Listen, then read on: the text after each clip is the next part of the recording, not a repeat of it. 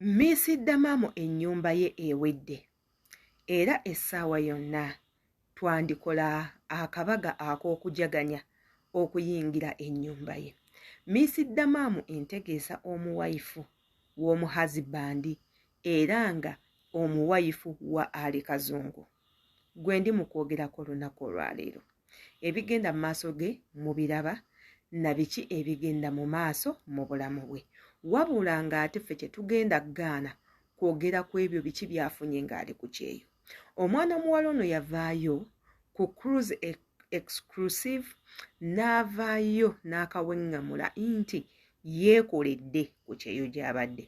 Akozeeko akasente akawera mu ekyo azimbyemu ennyumba ye, n'azimba ey'amaama, n'agulayo ne ku butakataka awo era ng'omwana omuwala era ng'omugezi w'abeera. Kati wano we nneebuuliza, mmwe abali ku byeyo nga ne mukomo nga temulina kye mwekoledde, mukikola mutya? Mwesiga bantu bakyamu oba mmwe abagenda okukola nga temumanyi ensonga lwaki mugenza okukola? Nze naawe sibitegeera bulungi, mujja kubanga mwetweweera ansa mmwe kennyini. Wabula ng'ate Miss Damam ye musanyukiddeko ennyo okutuuka kwaga amakula. Yenze Sheila Adita, subscribinga ku YouTube channel eno. Gwe ng'oyagala videos ennungi, oyagala videos ezisomesa, oyagala kuwabulwa, onoonya mikwano, ayagala okutumirako kiteeke mu comment section nti Adita njagala kutumirako nze comment eyo nja kugisoma ntumire omuntu oyo akatambi kabeere nga kamutuukako. Mwebale kunjagala, mwebale kumbeererawo. Tuli ku nsonga z'abankuba kyeyo era ng'olunaku lwaleero tuyitidde wa Miss Damam. Obadde okimanyi nti Miss Damam bwe yava e Uganda n'agenda ku kyeyo teyagenda kubeera bubeezi ku TikTok, yagenda kukola. Era nga mu ekyo omwana omuwala omulungi omuto oyo amanye ensonga eyamutwala ku kyeyo. Era ng'omwana omuwala omulungi omuto oyo obadde okimanyi muzadde nga gwe omulala eyagenda ku kyeyo. Ye kambuuze, emboozi gye yavuddeyo n'anyumya ku cruise exclusive mwagiwulidde bulungi? Mwagitegedde? Muyina kye mwayizeemu? Oba mmwe muliwo okusunga busunzi? Ebintu ne mubiraba ne mubireka awo. Ye bukyanga muwala oyo akomawo, embeera ze muzeegendereza, mukimanyi nti mu baana bonna abakomyawo okuva ku byeyo nga bayinamu kumannya, oyo omwana teyeemulisizza nnyo.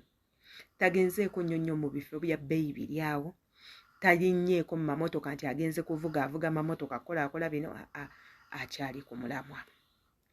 Miss Damam akyalina ekirooto eky'okuddayo okukola, naye ng'ekirooto ekiki kyakugenda mu nsi ezennene ezaakula ayongere ku busente. Era mu ekyo n'atugamba ayagala kugendako Canada. Wano wembuliza gwasigaddeyo, gwe Canada togyegomba, togyagala?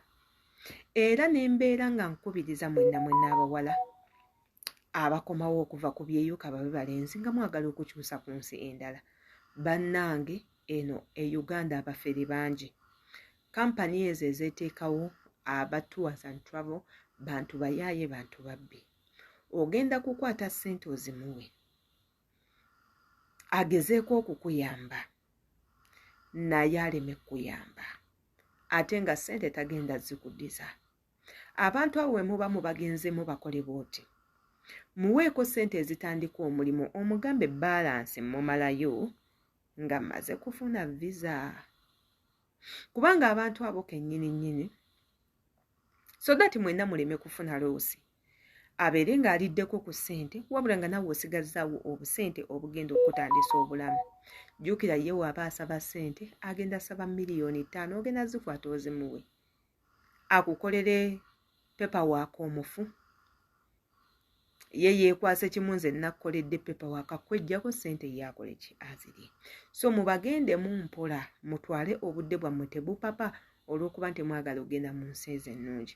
Bino ebintu ffe tubibagamba lwa nsonga tugezaako okubalabula nti ffe ezo mistakes twazikola, tetwagala mwate muzikole. Uganda obulamu buzibu, Uganda obwavu bungi, mu Uganda abantu banaku, mu Uganda enjala abantu ebaluma. Ate era abo be mulabanga abayina ate era bebafuba okutuggyako obwo obutonofu abanaku bwe tuyina. Muyina okwegendereza ennyo ekyo era nkikubiriza nga njagala ne Miss Damamu kamutuukeko kano akatambi. Bikula nnyo amaaso, tokkiriza. Kampuni zino zigenda kuyita zonna. Bagenda kukozesa ensobi bakozesa obutambitambi bakulangireko n'ebintu ebirala oleme kufuna visa. Kigenda kuba kibi nnyo. Nze kijja kunnuma nnyo nga nkuba kyeyo munno. Bangi babi bakoze babaliddeko amasente gaabwe, bambi ne basigala mu mbeera eyo ssente ozoonoonye, wandikonyizeemu ebirala, oli aziridde, ali ne mu nsi ataayaaya nga ssente zaaziridde. Mwegendereze. Yenze Sheila Adida.